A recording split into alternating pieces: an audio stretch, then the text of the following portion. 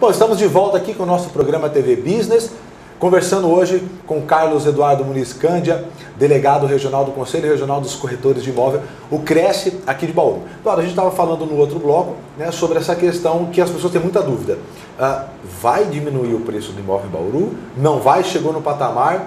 Vai ou não vai? Eu acho que o mercado ele já está mais estável, né, como a gente comentou no outro bloco, e a procura continua, a engrenagem, o mercado imobiliário ele não para. E o que a gente está esperando justamente é esse ajuste de preço. Na verdade não é baixa de preço, a gente fala em ajuste, a gente tem uma avaliação de mercado em cima dos imóveis comercializados, não em cima da especulação, das pedidas, que hoje ainda tem muito imóvel à venda, mas é aquele à venda assim, se pagar eu vendo. E hoje o cliente não está disposto mais isso mesmo. A pagar esse tipo de ágio, a não ser que seja algum caso isolado ou muito específico, falar, eu quero ali, eu pago, mas normalmente o que a gente está vendo realmente é essa padronização. Valores, o pessoal já sabia o que está acontecendo. O mercado ele se autoajusta, é um mercado de oferta e procura. Hoje nós temos procura, continuamos, lógico que sem aquela euforia. Mas eu acredito nesse nivelamento de preço. Quem comprou imóvel também não precisa se preocupar. Fique tranquilo. O imóvel ele vai estabilizar o preço, com certeza. E mas cair não vai. Cair não vai. Então, e, consequentemente, volta a se valorizar no ritmo mais normal. A gente está falando da questão do preço diminuir, né? se vai reduzir, se vai manter. Isso chama um outro assunto que muita gente comenta, que é a questão do boom imobiliário, né? E com a questão da bolha, que o pessoal comenta, que aconteceu nos Estados Unidos. Agora, vamos deixar bem claro, gente, que existe uma diferença, até a gente vai trazer depois para tratar especificamente sobre essa questão, né, um economista, e pode ficar tranquilo, nós vamos trazer para tratar disso também, mas vamos deixar claro que existe uma grande diferença, né, do mercado financeiro americano para o brasileiro. Bolha, que é um assunto comum de rua que as pessoas comentam em relação a isso. Pode existir no Brasil? Não? Não, a gente não vê perspectiva nenhuma de uma bolha imobiliária. O mercado é um mercado muito sólido. Por quê, Eduardo? A gente pega alguns dados até da Associação de Crédito Imobiliário. Eu tenho um dado aqui interessante, por exemplo, o valor total em financiamento hoje está em média de 64%. Hoje o banco empresta em média 64% do valor do patrimônio. Então, diante disso, não tem como ter uma bolha imobiliária. E até se tiver, nós estamos falando que se tiver, deixar bem claro, muita gente sabe disso, mas deixando mais claro, a questão que se tiver, por exemplo, um financiamento de um carro, você consegue fazer um financiamento de uma casa? Com certeza. O que acontece muito é o seguinte, hoje, para você financiar um imóvel, até muita gente às vezes reclama um pouquinho da dificuldade de se conseguir um crédito, mas isso na verdade mostra muito a credibilidade do banco. Isso é do mercado, né? Isso é a credibilidade de mercado. Então hoje, você para financiar um imóvel, você pode se comprometer 30% da renda. Então se você tiver já um comprometimento, por exemplo, com um carro, você não vai conseguir ter um valor talvez acessível para um imóvel. Certo. Então isso aí compromete já parte da renda. Isso está tudo vinculado através do Banco Central. Isso dá uma segurança, óbvio, para que não haja essa bolha, né? Com certeza. Interessante. Então deixar bem claro também que é uma questão que as pessoas ficam preocupadas. Eu que comprei, né, eu que tenho alguns investimentos, como é que faz? Isso no Brasil tem uma diferença muito, até porque a força que tem o banco no Brasil, né, enfim, os lucros, né, toda essa estrutura que tem no Brasil de banco, ela é muito diferente dos Estados Unidos, né? É segura, é firme, é sólida, tem lastro. Fiquem tranquilos, isso não vai acontecer. Com certeza, essa credibilidade bancária, até também a estabilidade dos últimos anos. Nós já tivemos uma inflação de 80% no país, hoje já dos últimos anos mostra essa estabilidade e o pessoal já está assumindo mais um comprometimento a longo prazo. Isso já vem dos últimos anos e isso mostra todos esses números do mercado imobiliário nos últimos 10 anos aí. Legal. A gente tratou um pouco do mercado imobiliário, né, dentro do nosso tempo, claro, mas uma coisa que o pessoal também tem dúvida, a função do Cresce em Bauru, e depois nós vamos entrar num outro assunto, que são as pessoas que vocês fiscalizam, que são os corretores e imobiliários. Função do Cresce em Bauru e principal trabalho dela. O Cresce, nós temos o COFES, que é o Conselho Federal, e temos aí Cresces em todo o país. Nós aqui somos a segunda região, que é o estado de São Paulo. Certo. Nós temos delegacias aí em todo o estado de São Paulo. Temos uma sede em São Paulo, mais 6 seccionais em São Paulo. Temos aí mais de 70 fiscais rodando todo o estado de São Paulo. E a principal... Em Bauru tem um? Em Bauru nós temos uma delegacia aqui em Bauru, fica na Avenida Duque de Caxias, ali 2267.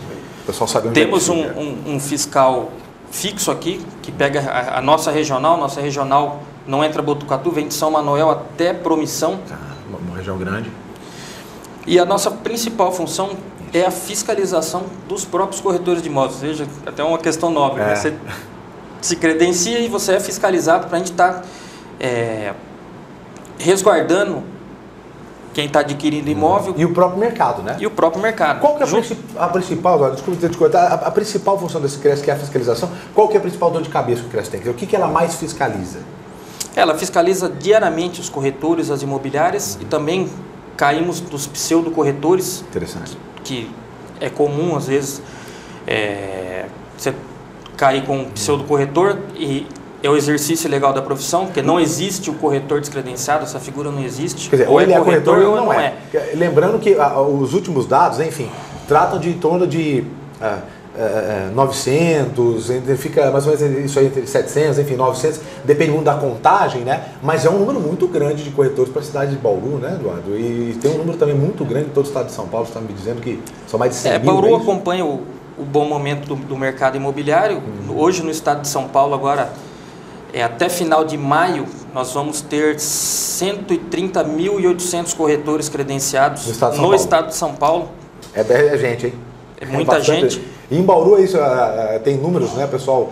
Cogita em torno de quase aí 1.000 profissionais. É bastante gente, é bastante trabalho. O importante, a função do Cresce é isso, é colocar dentro do mesmo patamar para que não fique injusto. Porque você tem mais do que 100 imobiliários na cidade de Bauru, né, como credenciados, mas enfim, em torno do que? Umas 30, 40, Eduardo, que ativamente como imobiliário? Eu acho que mais ativa sim, mas chegamos até um número de uma centena mais ou menos de imobiliárias em Bauru, contando todas. E tem que estar no mesmo patamar, né, porque senão a gente começa a entrar nos problemas, a parte de comissão, um outro trabalhando com uma margem muito menor, uma empresa, né, como grandes imobiliárias em Bauru, como é que elas se mantêm, enfim, entra dentro de um processo de empresa e de negócio, que é justo, e o Cresce ele nivela por cima, né, o trabalho dos corretores de imóveis e do próprio mercado. Isso é saudável para o mercado e para o próprio profissional, que é o corretor. Né? E um outro dado interessante é que nós temos aí 80% dos nossos corretores com curso superior. Isso mostra a qualidade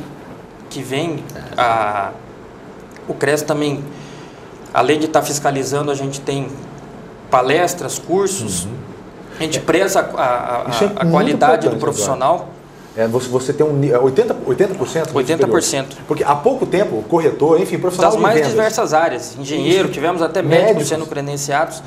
Legal. Porque o que acontece é o seguinte, há pouco tempo, né, Eduardo, o profissional de vendas, o corretor, ele era um profissional, eu falo porque eu sou um profissional de vendas, então eu posso, né, falar isso, eu já trabalho há um certo tempo no mercado, nós tivemos no Cresce, né, com a palestra, trabalhando sobre vendas, e a gente lá comentou isso, que muitas pessoas, há pouco tempo, a pessoa que ela não tinha mais quase nenhuma opção de trabalho, ela ia virar vendedor, corretor de imóveis, seguro, né? Hoje não. Hoje o profissional de imóveis tem que ser muito bem preparado para estar no mercado. Com certeza, né? Tem que prezar a qualificação. Hoje a gente está com um mercado muito competitivo e você tem inúmeros profissionais, por exemplo, você pega hoje Bauru alto padrão, você tem uma aceitação muito grande de alto padrão, de repente você está no imóvel que você tem que saber um pouco de arquitetura, um pouco de engenharia, você tem as mais diversas áreas ali para você estar comercializando imóvel. Então, você tem que ser qualificado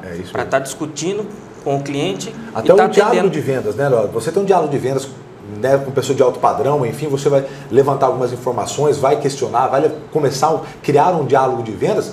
Você precisa estar com conhecimento, com certeza. Inteirado, tem que ser qualificado. Ter acesso à informação. Né? Hoje o profissional tem que estar qualificado. O mercado não aceita mais um profissional que não vem se qualificando, que não vem correndo.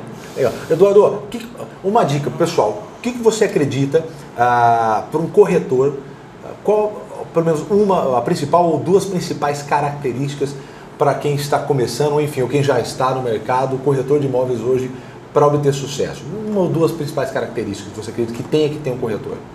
O mercado ele precisa gostar de vendas, a gente tem que gostar do mercado, relacionamento. Eu acho que é primordial você ter o relacionamento. Porque o corretor de imóveis, ele está cada dia conversando com um setor, uma hora você está alugando alguma coisa, ou uma hora você está vendendo uma indústria, uma hora é comércio, uma hora é shopping, então você está praticamente vinculado a todos os ramos. Então o corretor de imóvel ele tem que ser bem flexível, tem que gostar de venda, gostar de participar. Bom relacionamento. E acho que dinamismo. Com certeza. Né? Porque buscar o mercado. Né? Porque ficar dentro, às vezes, do seu escritório, obviamente, o mercado diminui muito. Né? Acho que dinamismo e relacionamento, você acredita que sejam as duas principais características. Com certeza. Não pode ter corretor parado. Não, né? Não existe mercado parado. Existe corretor parado. É verdade. Legal, boa dica. Dodô, e para a gente caminhar, infelizmente, nosso bate-papo está muito bacana, mas a gente vai ter outras oportunidades de vir aqui, até o pessoal vai participar com perguntas e trazer você novamente para cá. Uma última pergunta, então. A gente tratou isso no primeiro bloco. Alugar ou comprar? Com certeza, quem está meio receoso no momento de adquirir um imóvel, que está preocupado com bolha, etc., pode estar vendo o imóvel, pode estar pegando assessoria de um corretor de imóvel, que você vai estar comprando imóvel no preço de mercado. Hoje, se você fizer um comparativo, por exemplo, nós temos um grande número de linha de crédito. Existe até uma previsão aí da Associação de Crédito Imobiliário de um crescimento ainda em 2013 em torno de 14%, 15%. Crescimento grande. Porque hoje, se você pegar o comparativo ainda com o PIB, crédito imobiliário com o PIB, ainda nós estamos, por exemplo, abaixo da Venezuela, que está em torno de 10%, o Brasil está em torno de 6%. Então, hoje, se você pegar um comparativo entre aluguel e compra, hoje você tem uma compra talvez até mais ou menos nivelado o mesmo preço, talvez a compra um pouquinho mais alto do que você estaria pagando o aluguel. Só que no final das contas... se você fizer, você pega hoje a parcela de compra é decrescente e o aluguel reajusta anualmente. É isso mesmo. Na faixa de... Pelo menos, vamos falar aí num IGPM baixo, em torno de 5%.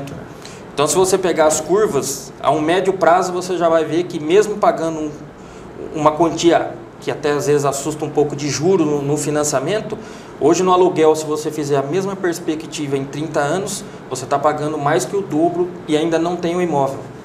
Então, numa perspectiva dessa, entre alugar e comprar... Com certeza comprar. Uma vez que também, normalmente, o pessoal dificilmente fica os 30 anos pagando o financiamento. Normalmente se quita aí numa média de 10 anos. Interessante.